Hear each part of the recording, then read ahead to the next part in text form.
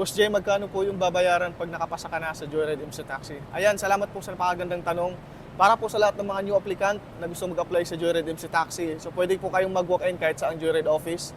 Meron po tayong promo ngayon hanggang May 31, 2024. Yun po yung tinatawag nating doble top-up. Kung saan, kung magkano po yung ika-cash out ninyo, dodoblehin po ng Joyride yan. So bibigyan kayo ng free top-up.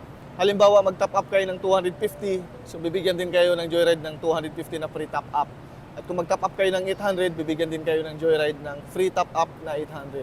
At kung mag-top up kayo ng 25, bibigyan din kayo ng Joyride ng free top up na 25. Kung kayo ay wala pang kakayahan na mag-cash out ng malaki, meron po tayong tinatawag na bulilit package. Yun po yung 250 na kung saan pwede ka nang ma-activate. At bibigyan ka pa ng free top up na 250.